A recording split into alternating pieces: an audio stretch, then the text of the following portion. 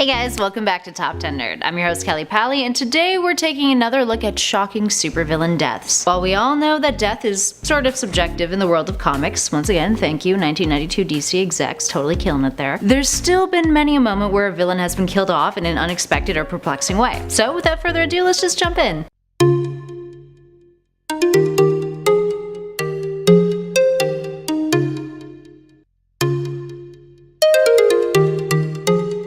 And at number 10 is the Joker from The Killing Joke. Ah yes, another Joker death. We had two in our last list. And there's another one coming, friends. Spoilers. In Alan Moore and Brian Boland's The Killing Joke, it's ambiguous whether or not Batman kills the Joker. But many fans feel that it implies his death, considering the conversation the two had prior to the Joker and his laughter disappearing in the last panel. Boland has always chosen to leave this open-ended, and based on his fun little sense of humor in interviews, it doesn't look like he'll be budging on the truth of what actually happened anytime soon. Batman kills the Joker. That's why it's called The Killing Joke. The Joker tells the killing joke at the end. Batman reaches out and breaks his neck, and that's why the laughter stops. So what do you guys think? Death or no death? And at number 9 is Mirror Master. Looking at the first Mirror Master here, Sam Scudder, of course. He's one of Barry Allen's classic rogues. And if you're unfamiliar with him, the Mirror Master uses mirrors to hypnotize clone and to generally commit crimes. Crafty. Now during Crisis on Infinite Earths, Mirror Master is killed alongside Icicle and Malidor by Chrono when they were attempting to save the world as part of Lex Luthor's hero-villain team. And it's actually pretty tragic. He's on the side of good and is doing something courageous, and bam, didn't stand a chance. Up next, number 8 is William Stryker. William Stryker is most typically depicted as an antagonist for the X-Men. He's a religious fanatic with a military history and was involved with the Weapon X project, but that was back in the day. As an older man, he still hates mutants and thinks they are Satan's tool in a plot to destroy humankind. Right.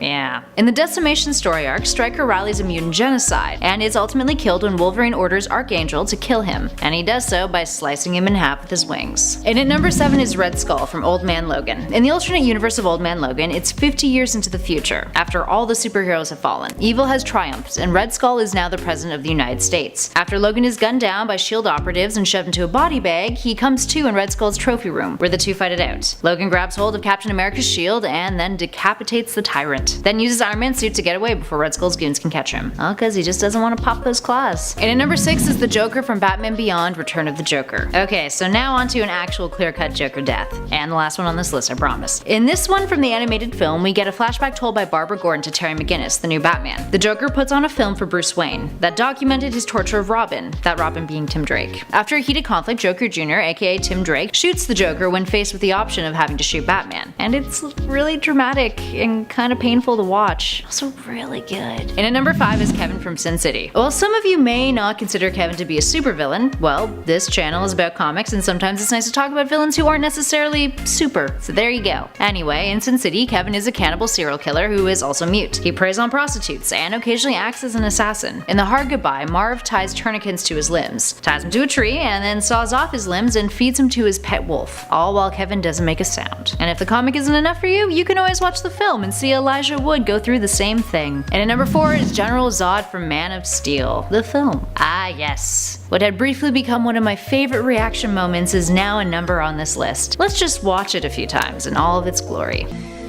Near, far, wherever. Because, you know, that was the only way to stop him, right? Snap his neck. Let's explore some options here, friends. Number 1. Superman could have used his ice breath to freeze Zod or slow his heat vision down. Number 2. Superman could have flown up into the ceiling with Zod and made that just stop happening. Number 3. He could have hit Zod with his own heat vision, distracting him from his target. Or, number 4. He could have told those people to fucking run. Look how much space there was to move. Don't cower in that one corner and just move around the debris. But no, the only way to stop Zod is to snap his neck. So yep, just gonna do that. You deserve better than this, Superman. I think. Yeah, you do. You do. And at number 3 is Warren from Buffy the Vampire Slayer. Alright, so a lot of people have issues with season 6 of Buffy. I get it. Personally, I'm a fan of this season, mainly because of Buffy's emotional arc and the musical episode, but hey, I totally get why a lot of fans disliked it. And one of the reasons for that is the complete incompetency of the trio and their leader Warren, who towards the end of the season got real damn intense and tried to shoot Buffy with a gun.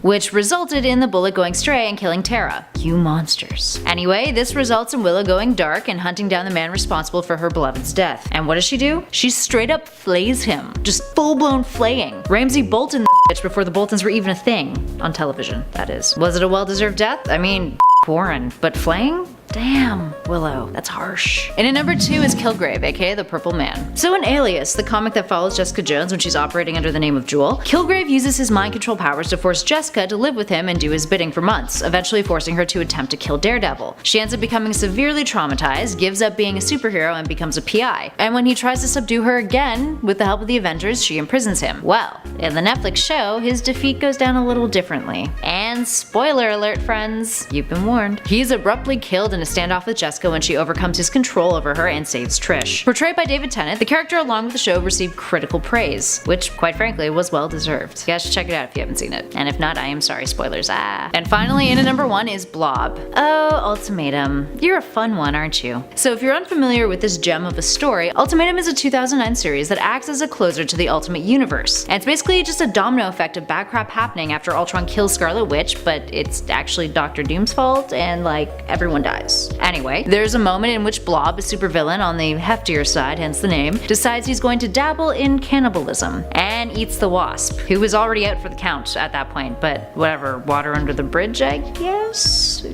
Hank Pym sees this and is infuriated, so naturally he grows big and then eats Blob's head, or rather decapitates him because he spits it out. Retribution, an eye for an eye? Or rather a head for intestines? There we have it, friends. Whose death shocked you? Did you know about all the ones on our list? And most importantly, what should we do a list on next? Give us a shout in those comments below and let us know. But for now, thanks for watching Top 10 Nerd. I've been Kelly Pally, and I'll catch you guys in the next one.